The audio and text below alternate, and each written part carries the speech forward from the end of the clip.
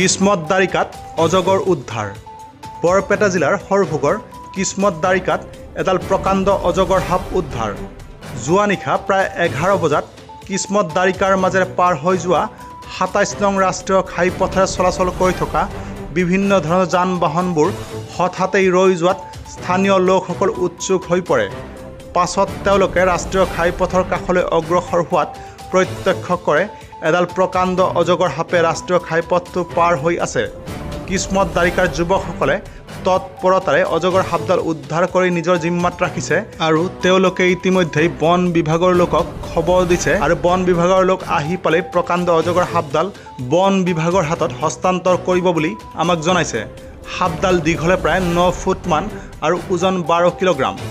সৰভোগৰ পৰা উদয়নাথৰ report, news time 3। কালি ইয়াত এখন মানে অজগৰ সাপ এনেকৈ আমি দেখা পালোঁ।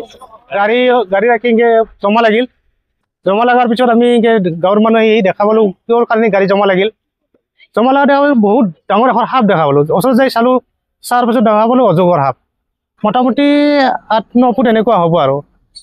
দেখা পাই এনেকৈ ফৰেষ্টৰক খবৰ দিলোঁ। খবৰ দিয়াৰ পিছত ফৰেষ্টৰ ইতিমধ্যে আহি পোৱাই নাই। আমি সমজা দিব পাৰিলে ভাল হয় আৰু বস্তুটো। আপোনালোকে কেইটামান বজাত উদ্ধাৰ কৰিছে? মোটামুটি 11টা, 11:30 এই নিচিনা হৈছে আৰু টাইম। এই গাঁওখনৰ নাম কি হয়? কিসমত দাৰিকা। এই গাঁওখনৰ নাম কিসমত দাৰিকা। যোৱা ৰাতি 11:30মান বজাত অচানক গাড়ী